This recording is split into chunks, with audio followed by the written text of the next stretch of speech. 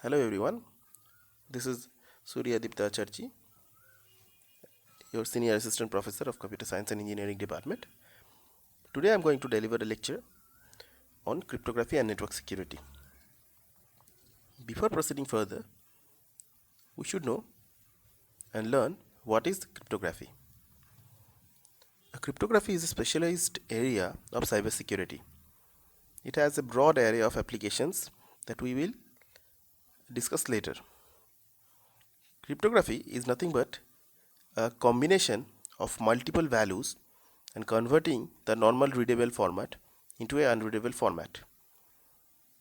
This uses a technology with the help of keys, with the help of encryptions, and with the help of cybersecurity. So now let us discuss about what is encryption and what is decryption. The terms scrambling or descrambling are commonly known. In the term decryption, scrambling and descrambling also known as encryption and decryption. For example, when the message written as I love you is scrambled by the sending party, it becomes to something unknown or encrypted message and is unreadable by the normal people who are not been authorized to access it. And what is encryption? Encryption is described as the conversion of the information from a readable state to apparent nonsense. When the receiving party receives this encrypted message, it must unscramble into an understandable or comprehensive state of context. This process of unscrambling is also known as decryption. Now, what is plain text or clear text? The decrypted message, when it is written back into the plain or original state of context, which is comprehensive and decipherable, it is also known as the clear text or plain text. Next, what is ciphertext? When the message is encrypted into a state which is totally incomprehensive and undecipherable, this is known as ciphertext. So to the illusion of this, with the previous example, when the sending party creates a written message of I love you, this is the plain text or the clear text.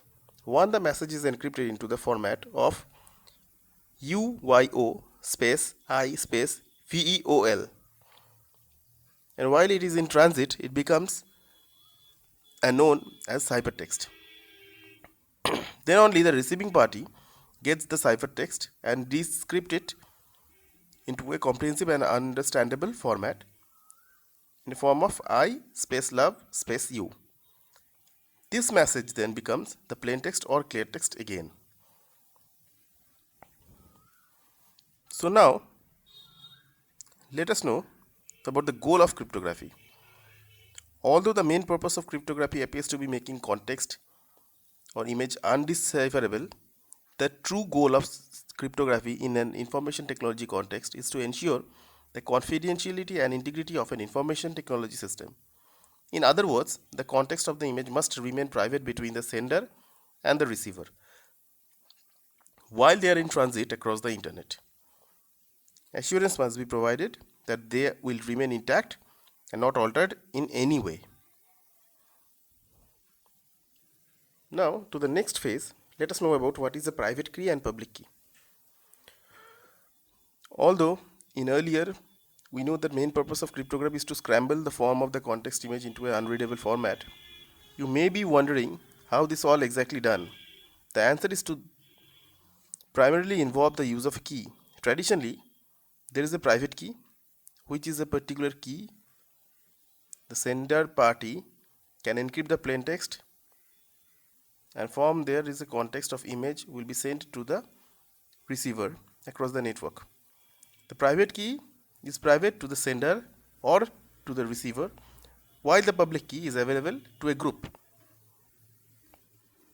Now, apart from this private key and public key, we should know what is a asymmetric and symmetric key system. A symmetric key system uses the private key, and asymmetric key system makes both use of public key and private key. The latter, used primarily, is known as the public key infrastructure or PKI for short. It will be discussed later. So what kind of threats are there actually exist in cryptographic system? There are three traditional type of attacks available in the cryptographic system. One, ciphertext only attack. One, known plain text attack. One, chosen plain text attack. These are the main three attacks generally we see in a cryptographic system. Now, what is a polyalphabetic encryption? There was a list of specific type of cipher earlier. A polyalphabetic cipher is simply a substitutional cipher that uses multiple alphabets for substitutions. So, in a normal key system, we use only one or two alphabetical orders or alphabets as the key, but in a polyalphabetic encryption, we use multiple alphabets as the generation of public key or the private key. Next, what is a block cipher? With this method of transition or transportation, the plain text message is encrypted into its scrambled form or by being broken into small blocks and encrypted block by block. Let us take an example and illustrate this.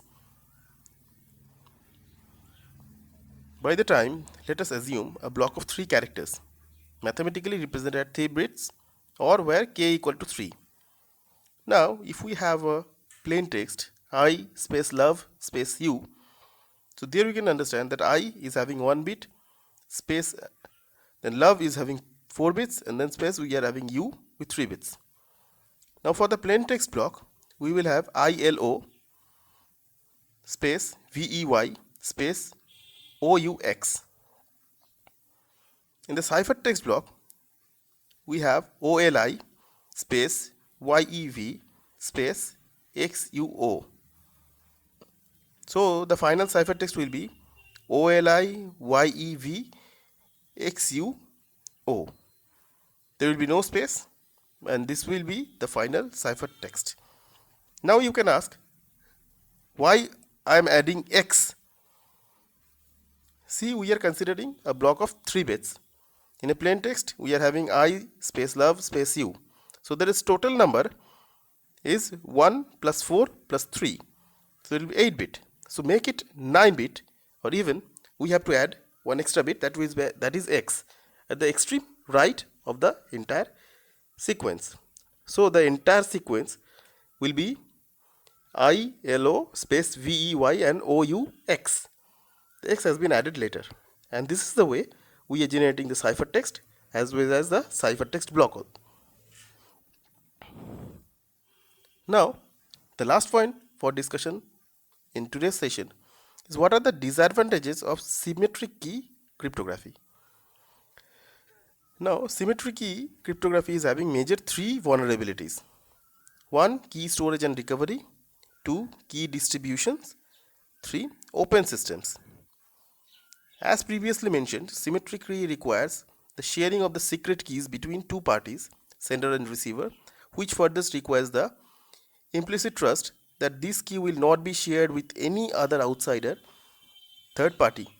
The only way that any type of secrecy can be achieved in these regards would be established some sort of trustless channel. An option how would be the use of so-called designated controller, but this carries third-party risk as well.